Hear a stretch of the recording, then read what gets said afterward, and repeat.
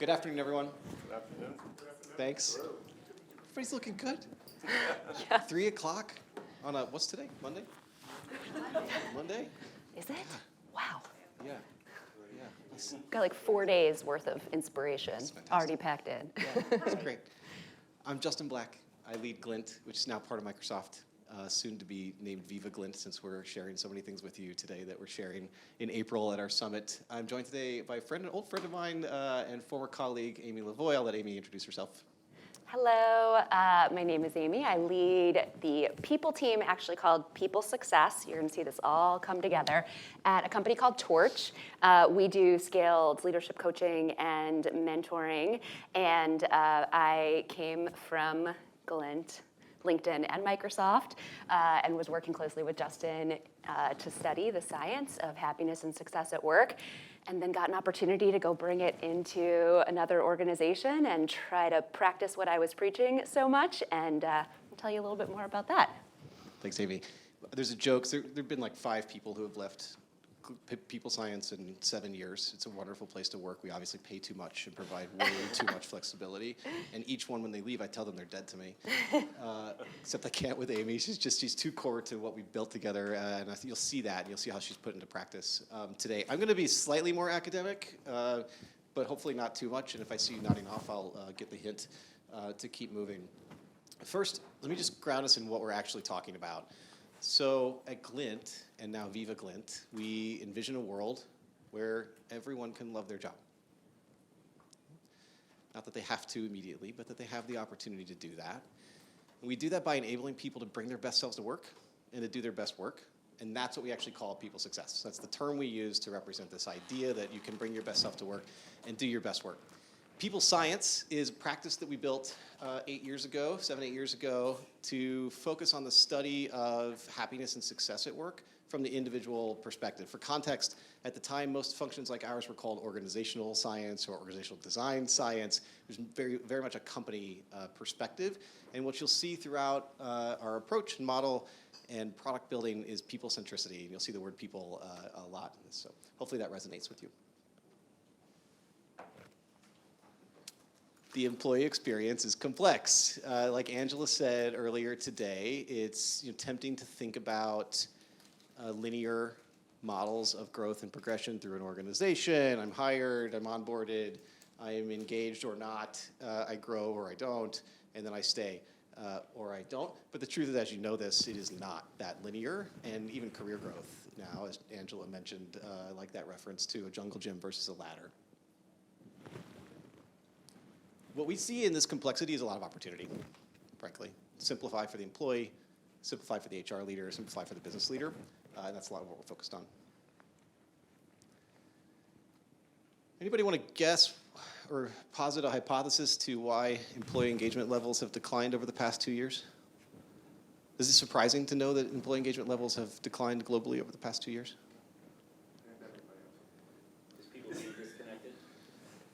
It's a good hypothesis. People feeling disconnected. We see some of that in the data. I thought engagement had increased during the pandemic because we were working on all these connection and communication activities. That's right. So that does surprise me. Up until about that point. We did see, and it depends on which set of data you look at, but we did see some early increases in engagement levels across the globe. And this is why we're seeing the declines now. So what leaders did, and connection was one of them, what leaders did in the pandemic was respond with more empathy, more people centricity, high focus on meeting people where they are and addressing their needs. And then business exigencies came back, right? People needed to cut costs, they needed to find efficiencies and to figure out what to do with their physical spaces. And some attention has gotten pulled away from the people-centric focuses. And that's why we see the declines now. The data would suggest that's why we see the declines in engagement levels. Pre-pandemic, were we at the 75? Yeah, roughly, do you remember offhand what the? It was lower, yeah, but I can't remember how much lower. And it also depends on which data set you look at. So you just need to watch the same number over time. Gallup's numbers will be different than ours, for example, their global data sets. But I don't think it's returned. I'm pretty sure the scores have not returned to the pre-pandemic average yet. They're trending that direction. So before we were worse. Slightly, but we're talking about a couple of percentage points. Yeah. Yeah. That's, by the way, that's not the message that I want to leave you with, is that we're in a better place now than, although I do appreciate the, I do appreciate the observation. More importantly, what we've seen at this time, so yes, some engagement levels have declined, meaning some people are having a less positive experience at work, but organizations that created highly engaged cultures were much more resilient. You saw a similar version of this data from Seth earlier today, a 15 percentage point difference in operational efficiency. So this is just looking at pre-tax profit margin between highly engaged, less highly engaged organizations. So even in bad times, resilience is something that we want to point to for our business leaders. So that's all nice, and you probably buy the relationship between engagement and business outcomes if you're here already. How do we actually convert this into things we can use? First of all, just to ground in our definition of employee engagement, which hopefully is similar to yours, we colloquially refer to engagement as happiness and success at work. But you see the academic definition here, which is similar to many other academic definitions. My favorite way to think about this is in terms of absorption, but also in terms of the outcomes that engaged employees drive. They're more innovative, they stay longer, they tend to help others more, OCBs. And that's all nice and super academic. But what does this actually mean on a personal level? I'm going to ask you to just take a second, reflect on a moment where you felt motivated to do your best work. Take yourself there. What were you doing? Why were you feeling that way? Take a minute to think. You could jot down a couple of thoughts. I may ask one of you to share.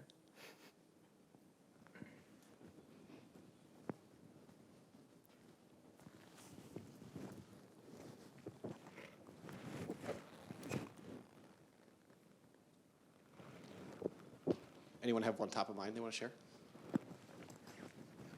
What immediately jumped to mind for me is when I've been with a company, there's a crisis situation, and everybody on the team is hyper-focused on a goal. You're fully included. You're really trying to just solve this one puzzle.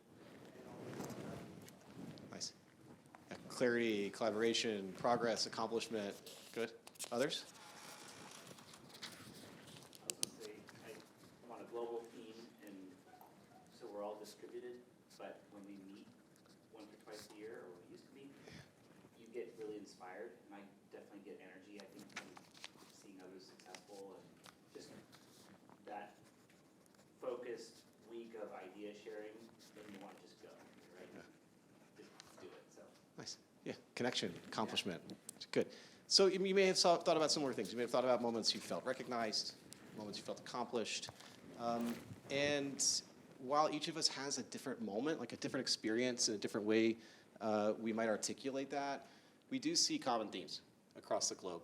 2.5 years ago, our research team came to us and said, we have this pandemic thing happening.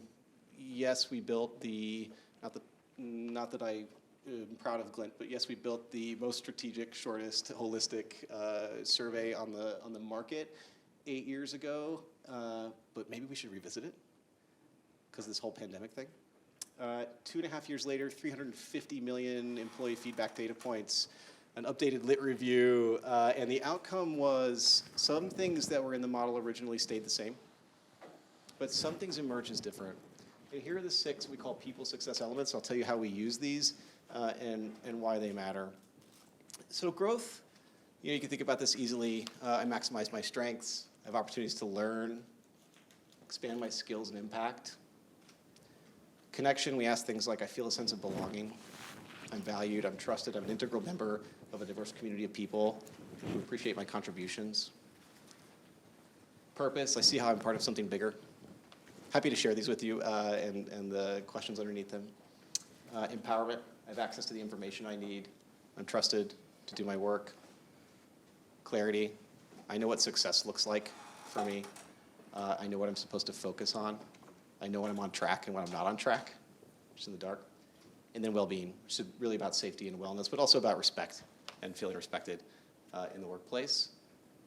Hopefully these resonate. They have shown to be consistent across countries, across job types, across industries. It just doesn't matter. We see these fundamental needs for the employee experience show up everywhere. And here's the next one. There you go. I'm not going to drain this slide, but just to say, because we're in the measurement business also, we are looking at subfacets. So underneath each of these big categories, what are the questions we should ask employees? What are the types of data we should be looking at in Viva Insights that would suggest that this need is or is not being met? And so for the nerds in the room who want to look at this later, there's a more detailed version of some of the subfacets that you might want to measure in your organization to ensure you're on track of meeting people's needs. So let's talk about how people science comes to life in Viva. You've probably built a slide like this in your career showing the relationship between how the solutions you put into place in your organization impact your business outcomes. I put it up just to say and show you how we're being intentional with our approach to Viva to make sure that for our customers, we're connecting to business performance at the top and then working backwards. Seth talked about some of this today about how we look at productivity and engagement together. If you break it down a little bit further, you do actually see 3 observable outcomes that we can push towards in the organization. And we see employee engagement actually as an underlying fundamental driver of all of those things. You see that borne out in the data. How do we use this to connect to apps? You saw those 6 elements. Those 6 elements represent needs that we can meet by modifying how we approach communications, goal setting, learning, connection, employee engagement, and then behavioral data. And I'm going to show you some examples of that. So the goal is to bring those things together using the elements as a scientific foundation to make the product experience simple. Here's what it looks like. So this is Viva Insights and Glint, Viva Glint together. This is available in July, I think, but I will, if you're interested in having this for your organization, I'll make sure I get you an accurate date. What we've done here is combine the behavioral data and the sentiment data. So for a long time in the sentiment data business employee surveys, we've had people say it's nice we know how people feel, but it'd be nice to also know what they're doing and how what they're doing correlates to how they're feeling. We've been able to do this for a decade outside of platforms. Export the data from both sides, run a huge analysis, realize you aggregated the data incorrectly, run the analysis again, and see these connections. But it's never been available inside a platform or dashboard view before. So that's what we've done here, is combine the sentiment data and behavioral data to give a holistic view into work patterns. So you can see here, the score on the Glint survey was prioritization. It's a single question. I know what I should be focused on right now. This manager's team scored a 52. That's not great. And you can see the breakdown. It's mostly unfavorable, even less not great. But then you get to see behavioral observations directly from your insights data that as a manager tell you, I don't just need to have a conversation with my team about this. I actually can change some things I do. I can book more one-on-one time. I can look at skip-level meetings. This is not real data, but you may see things that make you curious. Like, why is my team less satisfied when they have more skip levels? What's going on with my boss? Right? And so you can ask questions like that. But you can also do it the other way. So if you're just using Glint, we've made the connections to insights data available just in Glint. So are there any Glint customers in the room? 1, great. 2, great. No. Okay. Not yet. I don't even know what it is. Okay. Well, we should do that too, and I'll talk more about that in a sec.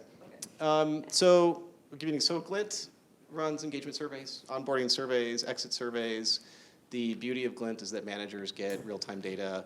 It's in an easy-to-use dashboard. It has recommendations immediately connected to it. I'm not sifting through data trying to understand what people said or what they meant. It tells me, even with correlational data, what thing I should take action on in my team. Really easy-to-use employee engagement platform. And for leaders with lots of data, they get more views of the data. So this is a heat map view. So imagine you're a senior leader in an organization. This leader is responsible for 26,482 people, right?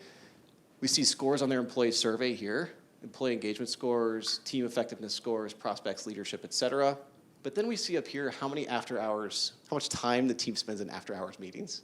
We can actually show to the leader, for your folks who are spending 2 hours or more in after hours meetings, here's the actual impact on their employee engagement, on their well-being. Now we know this intuitively, but the power of bringing this into a leadership team meeting and showing the data, we've seen cause significant policy change with some of our customers. Let's get that moving. I'm going to show you just two more quick examples because I think they're interesting and hopefully they get you thinking about how to think about data across Viva. So Viva Engage helps with connection, right? And Glint measures how people feel about connection and belonging. We can actually show within the platform how people's use of Engage correlates to their feelings of well-being and connection and belonging and diversity and inclusion, and see certain leadership behavior cause spikes in feelings of inclusion just as a function of using Engage. And then we can tell the leader, well, we have these experts from People Science, and they give you some recommendations that are tailored based on your data to things you can do right here on the platform to improve the scores and improve engagement. Here's the messy view underneath. So what we do is not just have our scientists work on this, we actually train our Viva designers and product teams in the people success model, and then they go to work connecting all the subcomponents of the people success model to the various aspects of Viva. So that now we know behind the scenes, if we see an intersection between Viva Pulse and values, we can give insight on how, we give insight on a regular basis through Viva Pulse to the extent to which people are clear on values. These are our roadmap for our designers. All right, Amy, I'm going to pass to you to give us some tangible examples. All right, great, thank you. Okay, so as I shared before, I have spent the last 10, 20 years just deep in data and science and trying to understand what drives happiness and success at work. And was working a lot with other heads of people to try to bring it to life within their organizations. And one of the things I started realizing was that when I looked at all of the things that had happened across my career that had the biggest impact on me, so often it came down to another person. It came down to a trusted relationship, somebody that, there's one sitting right here, someone who kind of saw something in me, someone who I felt safe with, felt safe being myself with, and who invested in me and helped me to grow. And I started noticing this pattern in my career where I kept being drawn to people. I've always said I don't know what I want to do when I grow up, but I just keep following smart people who seem to get it, and that has worked so far. And I had an opportunity to join this company that was all about creating more trusted relationships for more people through coaching and leadership. Our mission at Torch is to unlock the potential of people, teams, and organizations. And we do that through just democratizing and creating more opportunities for people to get a leadership coach, for people to have a trusted space. I'll tell you a little bit more about that. But the reason that's important to you is because I started to realize how many of the people success elements could be facilitated through coaching. And that was what drew me to Torch, and I came with this idea of trying to take this science and actually build my people function around these elements, and really kind of break out of some of the last time I had been. Prior to being on the consulting and product side, I had been internal, and so I really tried to I had this space in between where I just did all this research and tried to kind of take a new approach. So let's just think about the way that we've traditionally approached problems. I like to think like a product designer, and I think a lot of our HR programs have traditionally been built around HR's objectives. We need to manage performance. We need to compensate according to that performance. We need to understand what's going on with employees. We need to enable our managers to help those people improve, and we need to protect the company, which sometimes feels like is the biggest circle of all of them because it starts to define so many of the things that we do. And that works really well for us in HR. But we have to assign different functions to own each of those things, and we start to create this kind of disjointed experience that feels really frustrating to employees and managers and turns into everyone's favorite phrase: don't forget to complete your survey, performance review, fill in your OKRs, all these things. I tell my team all the time, it's like, the minute that we get to this place of don't forget to complete your blank, like we have to go back to the design drawing board because that means we've created an experience that people don't feel they don't feel motivated to do on their own. So I just, the compliance cops, which we all know, and there's some things you have to do it on, we try to really minimize that at the program, and at my organization, and that's because we really try to put people at the center. So I'm gonna show you a different version of what Justin just went through. What employees really want, they don't necessarily realize this, but this framework is super powerful because it gives them words to understand it. Otherwise, all they want is more money and a more senior title, but this helps to make that conversation a little more meaningful. They want meaning, fulfillment, focus, adaptability, empowerment, connection, well-being, and growth. So I want to share with you a couple of the programs that we have rolled out at Torch that we really have tried to design around the employee and that take into account the science. The first one is what we call our People Success Scorecard. This is a 5-minute assessment of how you're doing against each of the People Success elements. I'll give you a couple of screenshots. Microsoft has not built this yet, but my hope is that after this session, I'll inspire a couple of Microsoft people in the room, and we'll have it coming soon. Really quick, we do this every month to every quarter. I'll show you what the calendar looks like in a moment. And then you talk about it with your manager. So it's completely visible to the manager. We're trying to kind of facilitate this two-way dialogue. And we really focus on this scorecard gives me awareness, and then I can have that conversation about these much more meaningful topics than the things that are burning down on your to-do list, which always take up all of the one-on-one agenda. So this is really about creating more meaningful conversations for people to feel seen and heard. And then based on that information, and I'll show you this image in a minute, but we talk about the people success elements as buckets. And these are these universal buckets that you don't want to ever get too low, or else you start to feel depleted. And you'll often start to then lean into the things like, I don't know if I can be happy here, I think I need more money, whatever those things might be. So we're trying to create a more holistic awareness. And then we have 1 day per week called Up Days, which is a meeting-free day for people to focus on their happiness and success at work. And we use this framework to help them organize and be really intentional about how they spend that time. So it's not a 4-day work week. But if someone needs to fill up their well-being bucket, then they should probably take that time on Fridays to do that. But they can also, and a lot of people are using it for focus time, for project time, to catch up on recordings, to get the information that they need. And so we have kind of a way to guide that. We are a coaching and mentorship company, so I'll tell you a little bit more about what we do, but we give all of our employees access to coaches, and they can do that. We organize it by professional milestones, so if someone gets a promotion or starts to become a people manager, something changes for them within their professional career, they get access to 6 months of unlimited coaching.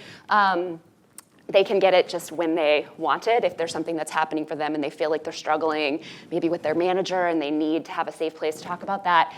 And then my favorite is life events. Anyone who is coming back from parental leave, from medical leave, bereavement, something that's happened that has actually changed who you are, and yet you're supposed to show up at your screen, the next day and act like nothing has changed. We have give people coaches for that. They're all leadership coaches, but they are talking about sort of how to show up in a different way. And then we also have this thing called manager success reviews, and this is where a member of my team meets with each manager to go through the scorecards and to just give kind of more in-the-moment coaching, catch issues a little earlier, make sure that they're providing thoughtful feedback, so we kind of create that one-on-one coaching. We're pretty small, so we can still do that, but the hope is we're trying to we could probably do 4 months of manager training and still not have enough. So we're trying to really do it more through this coaching culture than through formalized training. And so just to kind of give you a quick look at how this is different. What I did here was just take each of these programs and explain how does that actually help the people do things that matter to them. So through the scorecard, I understand how I'm doing. Through the check-in, I have space to talk about it and to get the support I need against those things. I have up days to invest in what I need. I can also use my coach or mentor to get personalized support. And then the managers, gosh, the responsibilities that our managers have to support and enable the happiness and success of their teams, and they want to be so good at it, but they feel really alone, and they often feel embarrassed to ask their manager about it, so we try to provide that support. And actually, the great thing is that we found ways to meet our objectives as well through these programs. So our People Success Scorecard goes on our exec and board decks. It's the way that we're getting most of our data. We do actually some supplemental People Success Pulses, which are about 3 minutes, and they kind of give that sort of confidential opportunity to give feedback, and then we rotate across areas that are relevant, and we go deep on some concepts like belonging or connection throughout each quarter. So we have that supplemental feedback, and we also release that to managers, but most of our data comes from this scorecard, and it also tells us what we need to go deeper on. So that gives us data. It also provides us documentation. I'm going to show you these scorecards in just a moment, but it's also regular performance conversations, but it's supposed to be a lot less evaluative because we're doing it so often and a lot more about growth. But if we see, somebody's performance is low here, we make sure that the managers are getting that feedback and getting it in writing. My goal, I would just love it if we lived in a world where we never had PIPs again, because we've actually given all of the feedback and we've done it at the right times, and no one is surprised, and we feel legally protected. So that's the goal here. And then, Up Days is all about really just giving people the freedom to direct their energy in the way that they need to.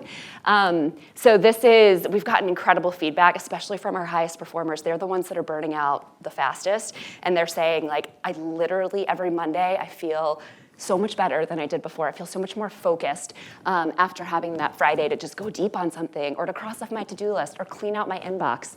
And then... So are the updates basically no meeting days? Mm-hmm. Got it. Yep. That is it, just with a little bit better branding. No, and it's meaningful. Yeah, and what's funny, we had no meeting Wednesdays that nobody followed at all. And I will say I had so many leaders who were pretty scared to move it to a Friday and rebrand it. But the number of people who have said it sticks so much more now that we've put so much intentionality around it. And we talk a lot about you can't just, this will not be successful if you work the same way and you cram it into 4 days instead of 5. We have to work differently. So we have a working smarter task force that does a lot of stuff to help us change the way that we approach communication and asynchronous collaboration. I think I shared all the other things that are beneficial here. And then just to kind of give you a sense of what the calendar looks like, each quarter, start off with your scorecard, we get a pulse.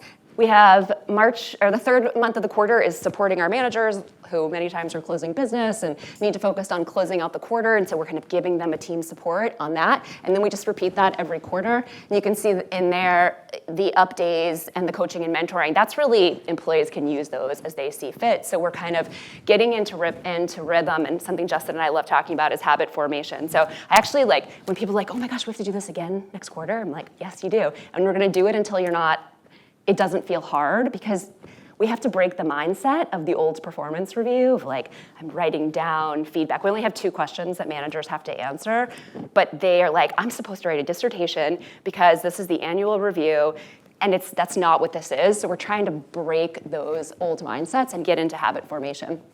Okay, so I thought I'd just go a little deeper on a couple of these interventions that might be of interest to you. So I mentioned this a little bit, but so we have 2 parts of the People Success Scorecard. The first is the self-assessment, and essentially this is where people go through each of the buckets and rate how they're doing.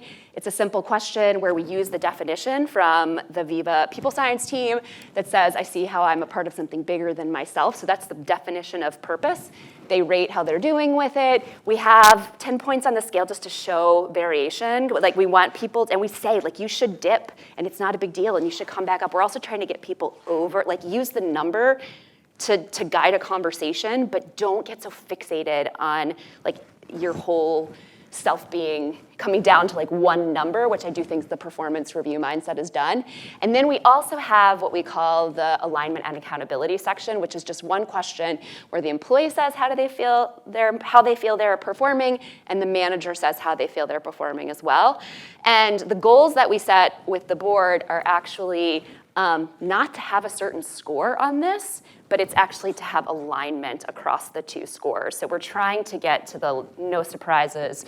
We're talking about this all the time. And we literally talk about how, like, you want to see these dips sometimes because things start getting harder.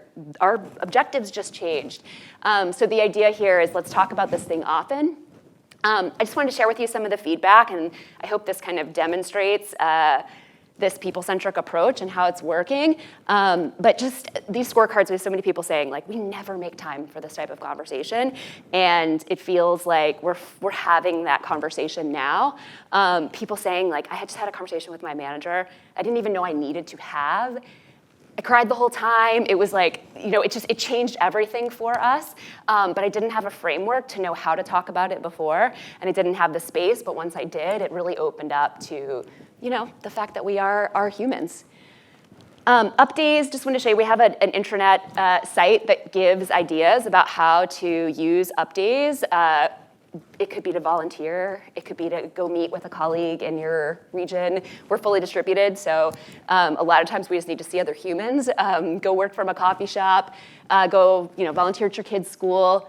Get to take my yoga classes at 9 o'clock when all the other people get to take yoga classes.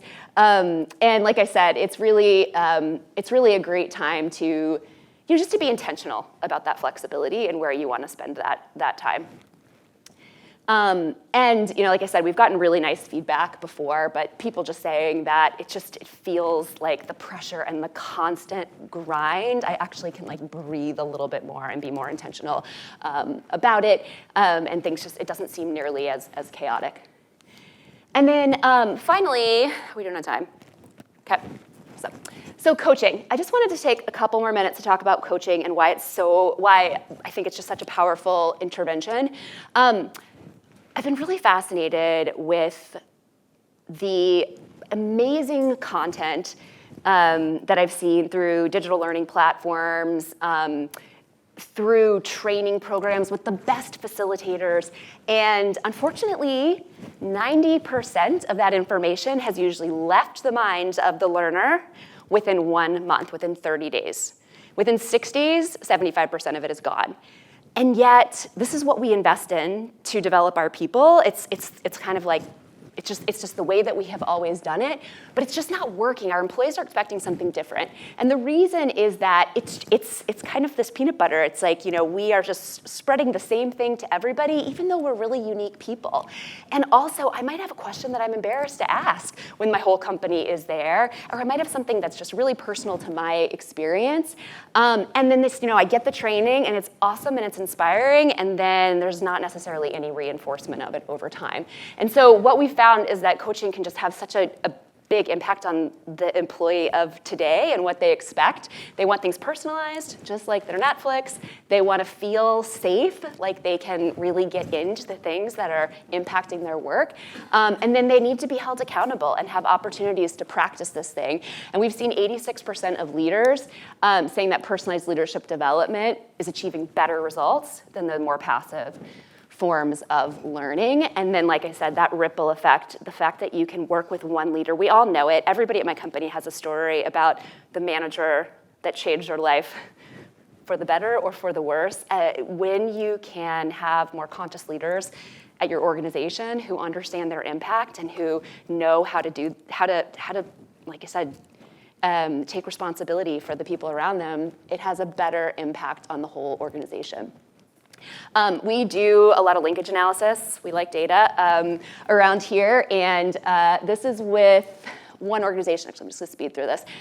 This is the latest one that we just did with one organization that all of you know very well. I won't say the name. I don't know if we got permission to share it. But those employees who went through Torch coaching stayed at least an extra year with the company than those who did not receive coaching. Had a 60% increased likelihood to stay at the company, and 74% are still at the company, whereas 44% have gone. So really, really high. This is one of the highest impact people programs that I've ever seen when you look at the data.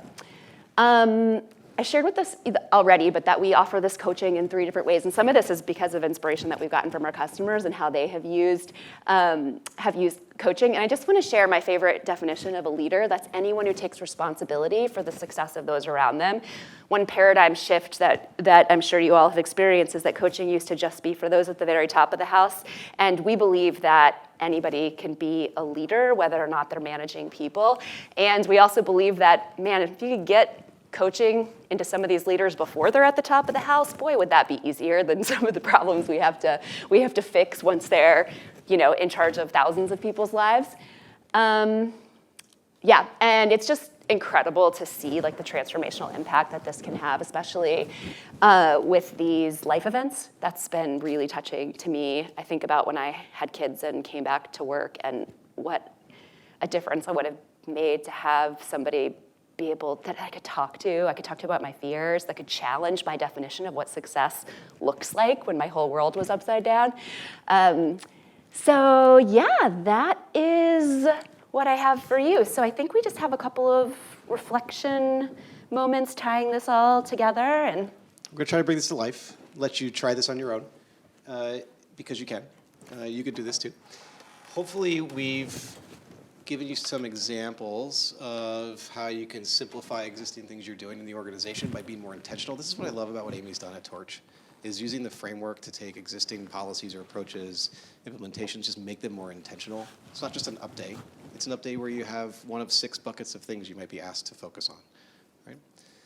So whether you're thinking of this for yourself as an HR leader or for your customers or for a business partner, just put yourself in those shoes for a second and jot down top 3 challenges that come to mind. Just start there. We feel that this burnout was a key issue for all of us. And we said, why is it so big now? And the idea is COVID has affected that. We've opened the door to naming it, to giving it a name and it being okay. But we weren't ready to deal with what that means. Mm-hmm. So now we're, running around trying to figure out. And I think your point is maybe we need to take the word burnout and break it down into what that really, really means so that, we can now deal with it and put it in its place. And I would say that the other thing we talked about was that, along the same lines of what does burnout really mean, it's, maybe we need to give it more space. In other words, not like it's too easy to say I'm burned out. And if you give people value, there's a study I read recently, if you give people value to the job and they're working tons and tons of hours, they don't say they're burnt out, mm-hmm. right? Because they have value, they have purpose, right? So maybe we have to look at some of that when we hear that word of burnout. Is that person in a position where they have value, purpose, have credence, and all of that? So really start breaking down that word. Is that okay? Thank you. That's great. Time for one more. Michael, you want to share? Lots of voluntelling. I didn't have a breakthrough. So the problem is basically, so it's my problem, which is feeling resistance from leadership around some strategies that we implemented that support our team members, namely around remote work and training to support remote work. And so now seeing resistance from leaders is really causing this like feeling of loss of empowerment, right? Or not being trusted on the people strategy I need. So I think to kind of try to pivot away from that is going to be trying to get underneath some of the reasons why they're blaming remote work on some of our business problems, right? And really trying to kind of help them diagnose through that.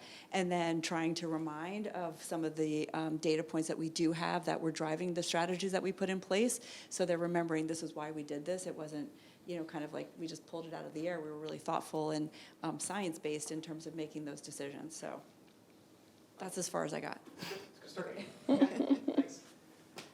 That's all we wanted, is for you to start thinking about a new concept, start processing it, have something to take away with. So hopefully you have that, it started you thinking, and we're happy to answer more questions over cocktails later. Yeah. No, go ahead. 2 thumbs up, you did it.